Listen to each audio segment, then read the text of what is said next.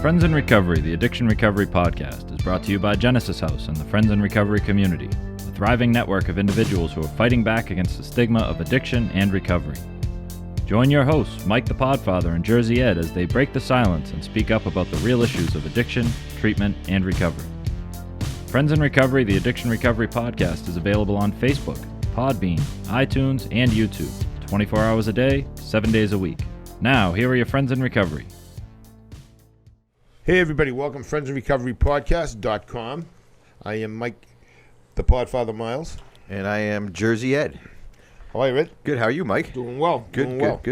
Another show. Yep. Here we are. Yep, absolutely. It's another cold day up here, and life is good because we're sober, Mike. That's and we'll right. talk about that in a minute. But I want to thank Genesis House for setting up this beautiful studio for us, Sweet Studio, so that we can spread the message of hope every week. And thank you, Sweets, for being a, what is he? He's the producer extraordinaire. That's right, he is. I'll get an email on that, I'm sure. Yep. If you enjoy Friends in Recovery podcast, join us for our Friends in Recovery community of supported events. We hold a monthly gathering in Florida, New Jersey, and Massachusetts. Check out our Facebook page for updates. Also, follow us and subscribe on Facebook, YouTube, podcasts, any podcast catchers, anything, iHeartRadio, all that stuff. But make sure you subscribe. It's really important that you subscribe to us, because then it'll get the message out right to you, directly to you. So, and as always, we're looking for new speakers and recovery stories, and professionals who are taking a fresh approach to addiction, treatment, and recovery.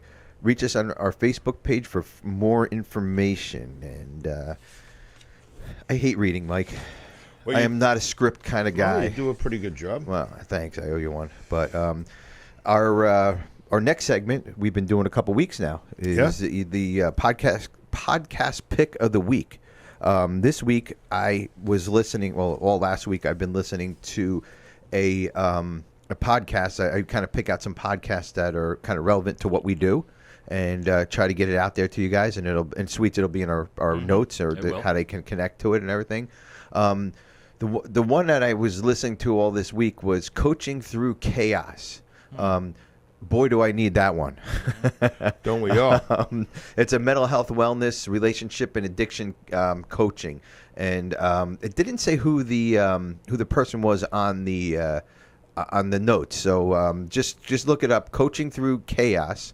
And, of course, it'll be in the show notes. And it's really, really good podcast. I really enjoyed that one. So I try to listen to some podcasts along the way and try to spread the word to you guys. And of course, the Friends in Recovery podcast is number one. But absolutely, we gotta kind of share the wealth a little bit. So right. Well, we were talking about AA, Alcoholics Anonymous, before the show started. And, absolutely, we decided we might have a little meeting here, an AA meeting, yes, for the listeners, and just kind of get them to understand what AA is about. Yeah.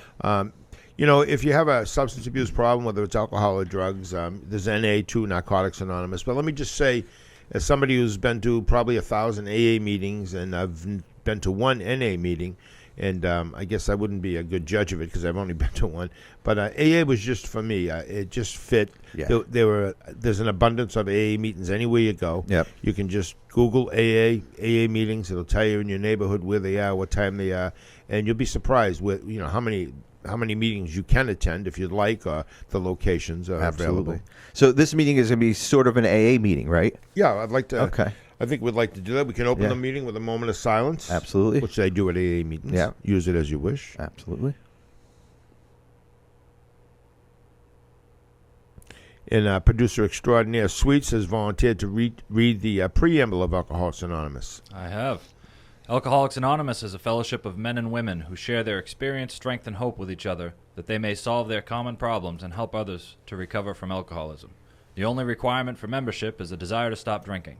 There are no dues or fees for AA membership. We are self-supporting through our own contributions. AA is not allied with any sect, denomination, politics, organization, or institution, does not wish to engage in any controversy, neither endorses nor opposes any causes. Our primary purpose is to stay sober and help other alcoholics to achieve sobriety. Thank you, Sweets. Thanks, Sweets. And in most AA meetings, when you introduce yourself, I would say, I'm Mike, I'm an alcoholic and a drug addict. I'm Ed, alcoholic, drug addict. I'm Sweets, alcoholic, drug addict. That's right. And here are the steps that we here are the steps we took, which suggest a program of recovery. 1, we admitted we were powerless over alcohol, that our lives had become unmanageable. 2, came to believe that a power greater than ourselves could restore us to sanity. 3, made us a decision to turn our will and our lives over to the care of God as we understood Him. 4, made a searching and fearless moral inventory of ourselves. 5, admitted to God, to ourselves, and another human being the exact natures of our wrong. 6, we are entirely ready to have God remove all these defects of character. 7, humbly asked Him to remove our shortcomings. 8, made a list of all persons who had harmed and we had harmed and became willing to make amends to them all. 9, made a direct amends to such people whenever possible, except when to do so to injure others. 10, continued to take personal inventory, and when we were wrong, promptly admitted it. 11, sought through prayer and meditation to improve our conscious contact with God as we understood Him, praying for knowledge for His will for us and the power to carry that out. 12, having a spiritual awakening. As a result of these steps, we tried to carry this message to Alcoholics Anonymous and to practice these principles in all our affairs.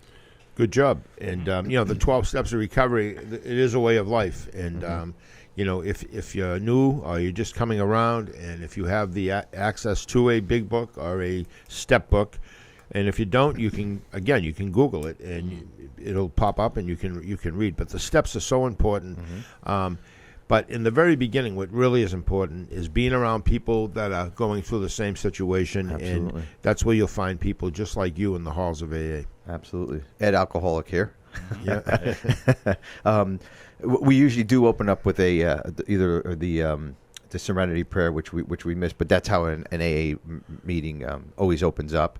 The group kind of says it together, but we don't have to say it.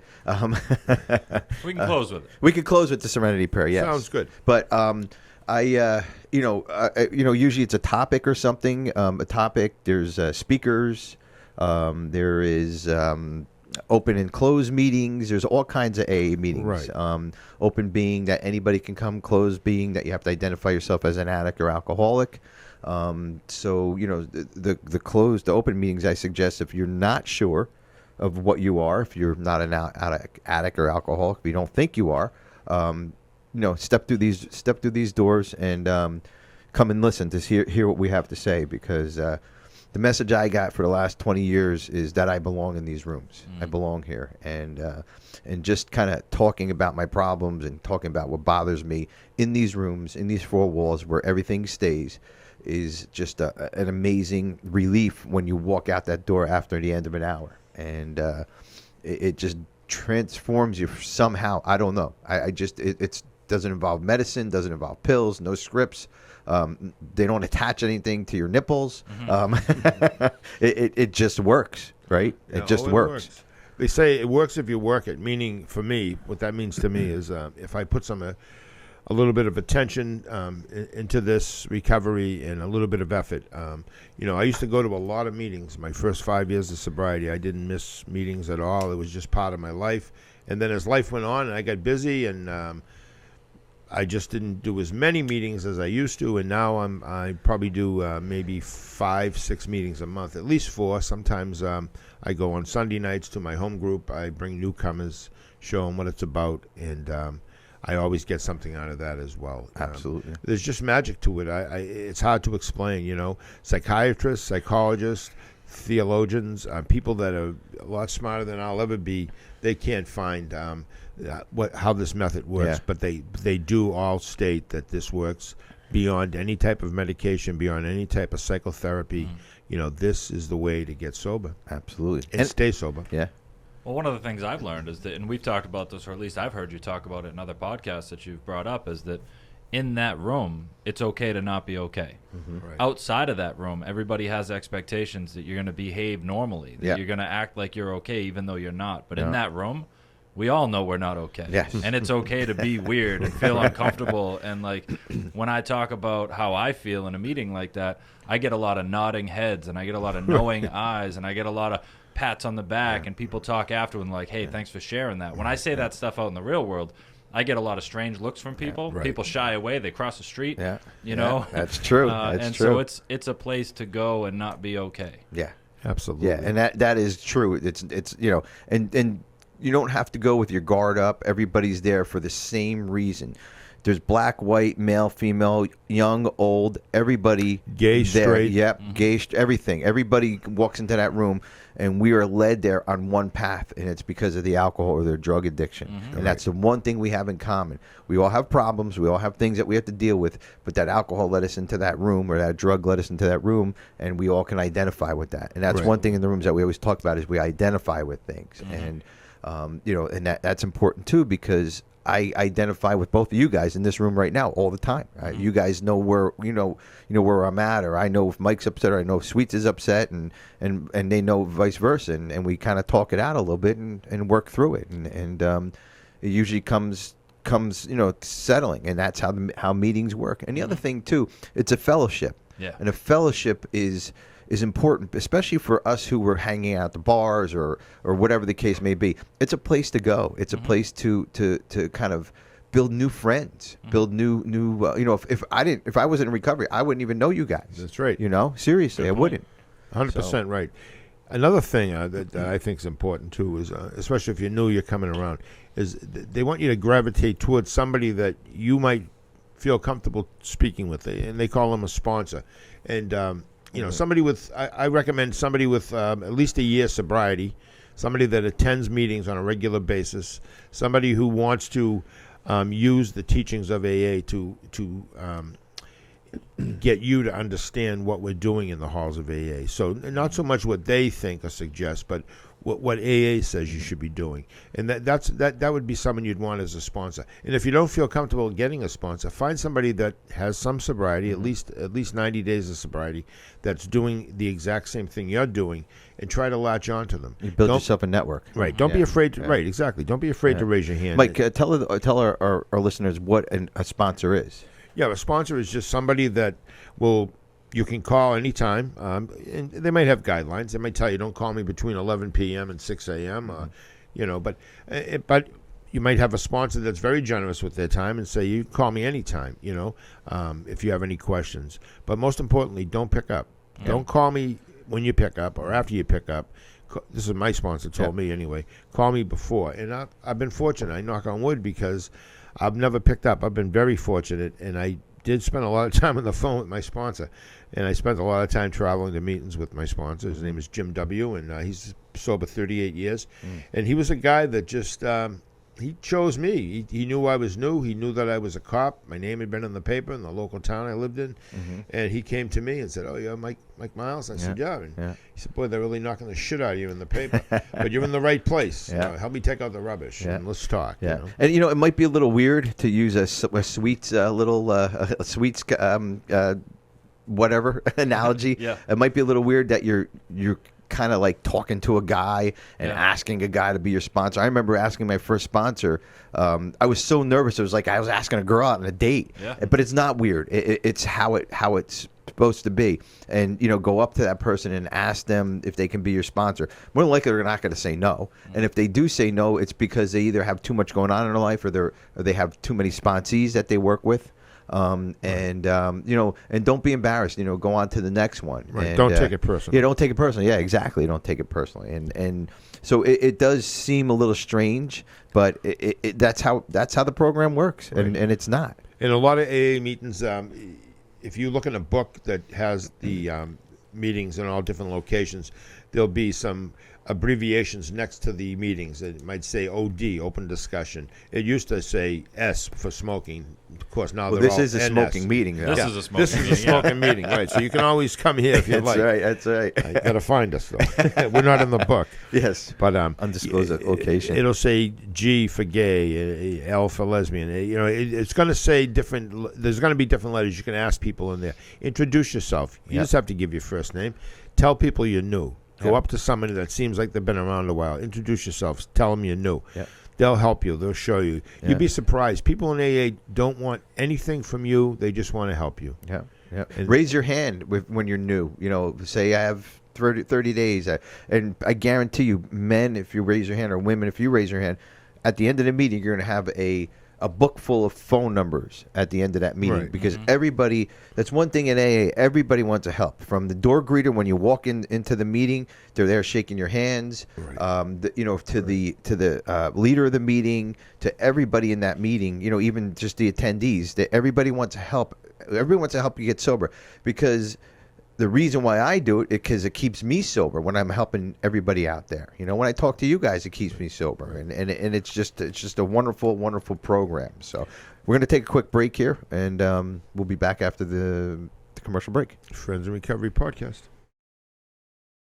Since 1992, Genesis House has been helping real people heal from addiction on their private recovery campus in beautiful Palm Beach County, Florida. Their family-owned program is accredited by the Joint Commission and offers detox and dual diagnosis treatment in a comfortable and confidential setting. At Genesis House, they focus on treating the underlying causes of addiction. Their comprehensive approach includes psychiatric care, individual and small group therapy, trauma healing techniques, and holistic care including yoga, massage, and animal-assisted therapy. After treatment, their clients enjoy the lifelong support of a nationwide network of Genesis House alumni. Call Genesis House today at 1-800-737-0933 to speak with someone who understands. Visit them on the web at www.genesishouse.net. It's time to start your journey to a long and successful recovery.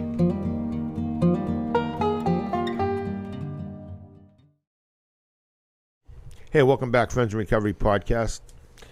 And I am Mike, the Podfather Miles. Jersey Ed and Sweets. yes, Sweets behind the scenes. Yeah, we're having a little AA meeting here for people that might be new or just not too sure about what AA is about, Alcoholics Anonymous. And if you heard about NA, Narcotics Anonymous, it's almost like you say in Massachusetts. Yeah, I know. It's very difficult to distinguish the both. But all I say is from my experience is that there are a lot more AA meetings. A drug is a drug is a drug as far as I'm concerned. Mm-hmm. So as a drug addict, and I am definitely one, and an alcoholic, I would say AA is definitely for me, and I only speak out of experience.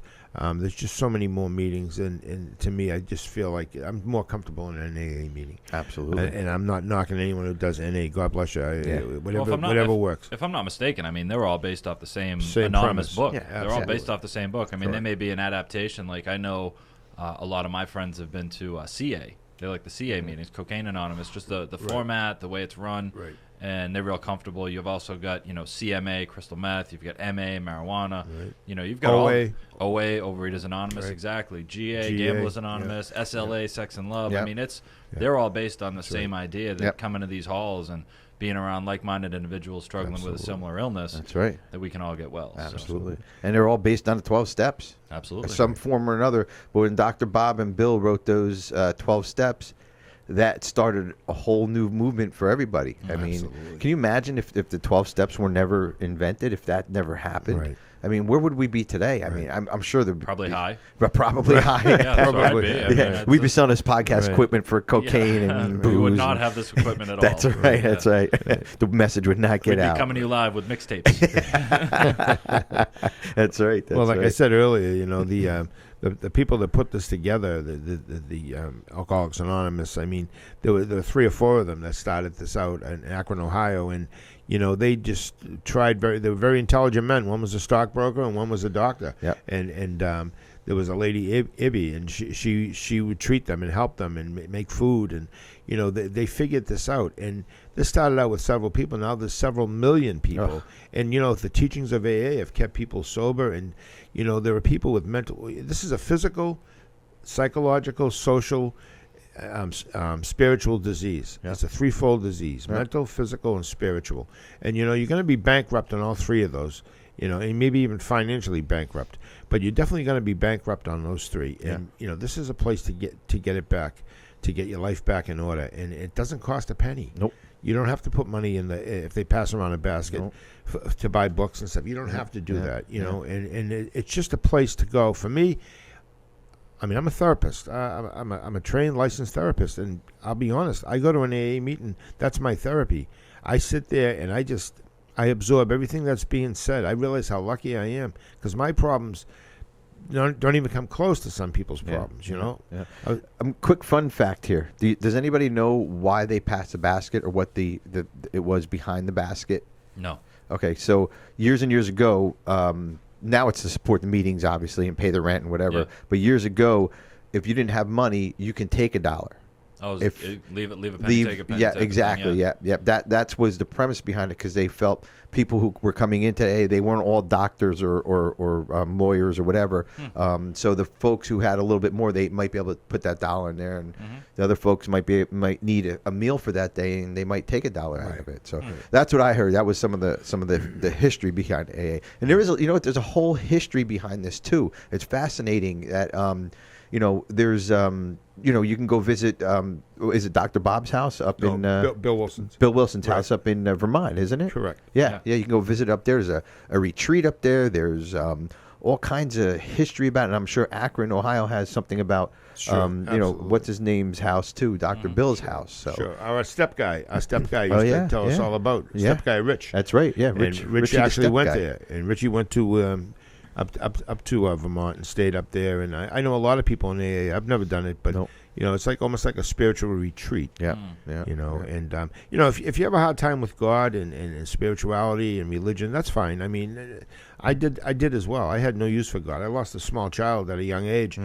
I was at a young age as well, 23 years old, and I was fed up. I want nothing to do with God. That was too much pain for me to handle, but I did get some type of spiritual awakening from this program, and I don't know what it is. It's not so much Christian, Catholic, or anything. It's just what I learned in this program. There's a higher power. My higher power has kept me straight for all these years, has shown me some of the right things to do, and if I make mistakes along the way, I blame them on myself, and taking back my own will. Yeah, absolutely. Well, if you struggle with God or spirituality side of it, I mean, there's a whole chapter in the book about it. That's right. Be agnostics. Yes. You know what I mean? It's specifically designed. I know that when I came through it, I was early 30s, and like you, Ed, I went and asked my sponsor on a mandate, and we went and sat at Dunkin' Donuts and got real vulnerable and uncomfortable together. And he sat down and started reading to me. Here I am, a grown man. I got someone reading to me because I had read the book, and he's like, "Yeah, but you didn't read the book. You don't know what's in there." And I'm like, "No, I know what's in there." And so we sat down, and he starts reading to me, and in addition to reading to me, he's breaking down every paragraph. He's explaining it to me. And, I was really in my head, very intellectual on this process. I was not in my heart. And, he was like, he said, you know what? If you're as big as it gets, if you're as good as it gets, then you're screwed. You know what I mean? He's like, you're fucked. Yeah. And he said, you're going to have to find a way to believe in something bigger than you, a bigger purpose than you, and that something else is in control. Because if not, your best efforts have you sitting in a room with me reading to you right now. That's and right. I was like, man, that's Powerful. pretty powerful. Yeah, very powerful. Absolutely. I had to look back and be like, well, I guess maybe you're right. Yeah. And that big book, there's big book meetings, and big book meetings do that. They break that down, and there's studies you can do. AWOL groups. Yep, AWOL groups. There's all kinds of different stuff, and it really gets into. They break down the paragraphs just like your sponsor did with you, and you get to understand it. And you're right. You cannot take this program and put it into your head, into your mind. You can't have. This is not an intelligent program. This is something from the heart. It has to come from the heart. And I don't care if you're cold as that glass window over there is, but once you get this and it comes from your heart, you're going to stay sober, of course. And you have to go through the steps and work everything you work. But it is a heart thing and not a head thing here. Right. And sarcastically, I remember my sponsor saying, if anything, we're going to try to keep you here for 90 days. 90 days of recovery. Stay sober one day at a time for 90 days. And you know what? After 90 days, if you're not happy, we'll refund your misery. You can go back out there. And another thing he said to me that it makes total sense is AA is going to ruin your drinking, your drugging. It's going to ruin it. You're not going to enjoy it anymore after this. And, I've seen so many people come in and out, God bless them, that, it has ruined their ability to go out there and have a good time. Well, once you know better, you can't feign ignorance That's and right. go back and be like, I didn't know any better. Right. That's right. There's an analogy my sponsor used to use. You can't. What is it? You can't turn a pickle back into a cucumber. Right. Yeah. Cannot pickle a pickle. That's right. That's it. That's right. So once you're ruined, you're ruined. Right. And when Ed mentioned AWOL, it means it's an acronym, means a way of life, and not absent without leave, but a way of life, and it really is a way of life. What's amazing about AA to me is I met Ed 10 years ago. I've known Mike here for a very short time, but just meeting people that are in the program, it's almost like a deep breath, you exhale, and it's like it's a brotherhood. All of a sudden, in a sisterhood, you just feel comfortable around these people. You know, no one's going to try to fuck you over. They're not going to try to borrow money or steal money. Nope. They're not going to try to, you can leave them in your car and run in to grab something in the store without worrying if they're going through your shit. These are people that just like you and I, and we don't do those things anymore. Alcohol, drugs brought me to places I didn't want to be, doing things I didn't want to do with people I didn't want to be with.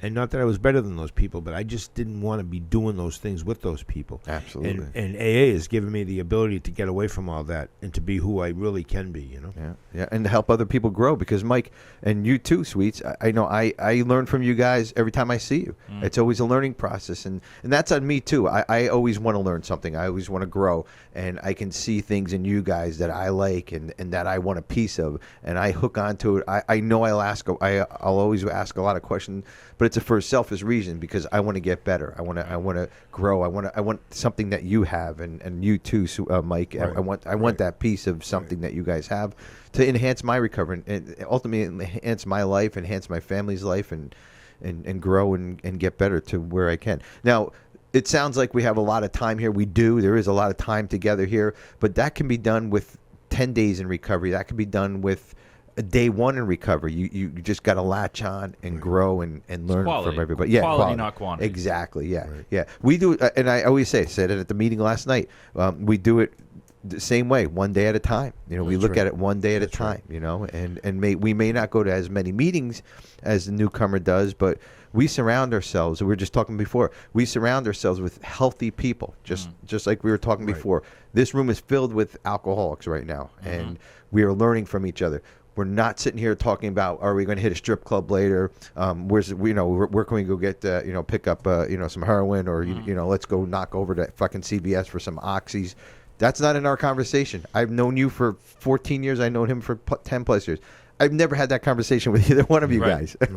There was a time, but no, we don't have those conversations. We don't. Definitely there was a time. Right. But that's what brings us all together here, and that's what recovery is about: living a healthy, productive, sober, and accomplished life. Right. And the beauty of AA too, they have 6 o'clock in the morning meetings, 7 o'clock in the morning, 8 o'clock, 9 o'clock, 10, 11, 12, 1 in the afternoon. Then they have them at night. They have them. I like those candlelight ones they have. Oh yeah, cool, they're cool. Right. Yeah, There's like so that. many different types. Then around the holidays, they have alcothons. You can do 24 hours of AA. Yeah. And it might sound like, well, what a bogus, boring life you live. No, it's not even that at all. Well, they have festivals and conferences. Too, Yeah, like international dances. conferences. That's right. Dances. That's yeah, right. And I get rejuvenated going to a meeting. I leave meetings some nights. I've missed unbelievable football games just to make sure I got to a meeting because I knew I needed it. Yeah. And I figured I'll watch the wrap-up on Sports Wrap-Up or something because you know what? I need this. Yeah. And, there was a time when I would have never missed that. I would have made sure that the fridge was full and people were coming in having a good time. Yeah. I was fucking miserable. Yeah. I was fucking miserable. I just wanted to kill. Alcohol and drugs brought me to a point where suicide not only looked inviting, not only was a viable thing, I was relieved. Like I found something. This is the answer. I can kill myself. No more suffering. No more looking at that pile of bills. No more fucking worrying about what I'm going to tell this one or that one. Yeah. I can just die. Now, how sad is that? And that's if you're sick and tired of being sick and tired. Believe me, pick up the phone. Yeah. Look on the screen here or pick up the phone. Call Genesis House, 1-800-737-0933. Yeah. Google us. Call me at my office, 978-459-4884, Therapy Services. And Sweets. Yeah. Bay State Recovery Services, 800-270-2302 or baystaterecovery.com. Yeah. And those numbers are important. That's just the beginning. Now, if you're listening, you got 3 numbers right now. 3 numbers you can reach out to somebody. So if you feel like getting high, if you feel like using, if you feel like doing something stupid, There's 3 numbers right there. You get to a meeting, you raise your hand, you'll probably get 10. So that's 13 numbers that you're going to have if you go to a meeting tonight and raise your hand. Right. You know, so there's no excuse for you not to. And you know, my sponsor said, and this is way before cell phones, when you know, the receiver was always the heaviest object in the room to pick that receiver up. And back when we had regular telephones. Yeah, when we had cords. Yep. Well, it was cordless at the time too. So, but it was the hardest thing to do, to pick up. You know, and I'm like, oh my God, I got to tell him I did this. I got to tell him. And you're like, yeah, okay. So what'd you have for dinner then? You know, it's like it's a big deal to us because it's on us. But once you get it out, and once you hear it from another human being, especially on the other side of the telephone, it's not such a big fucking deal. Well, I want to add one thing is that there's actually a chapter in the book, chapter 2, titled "There Is a Solution." Yes. Right. You know, and I can't stress enough how important that title to that chapter was for me when I came through the door, because up until that point, the only solution I had for the way that I felt, drugs and alcohol. And when I sat down and someone told me there was another solution and that they had found it and that they got well, I was sold. Yeah, sure. You know what I mean? And so for anyone out there that's struggling and you feel like there's no other solution, there is. Yeah, it's in that book, and those people can help and you find it. everything we're talking about, the big book today, was what's it on? Because nobody gets books anymore. It's the 12-step companion I have app. the 12-step companion app. Yeah. And the whole big book is in there. That's what I have too. The whole big book, all the promises, the steps, preamble, everything you need everything's to know. in there. Yep. You can read from front, and every chapter is in there, just like it is in the big app. book. Yep, just get it. It's called 12-step And if companion. you're sober, you can put your sober date in there. It'll That's keep cool. track for you. That's really cool. Yeah, We're just reading all our sober, all the times That's down to the hours and minutes. It doesn't matter whether you have 30 years, 40 years, 20 years, 10 years. We all have today, one day at a time. Absolutely. You can't live on yesterday's sobriety. You can't plan ahead to the next day. You got to stay in today because that's all you need. You stay sober one day at a time. Days turn into weeks. Weeks turn into months. Months turn into years, and so on. Yeah.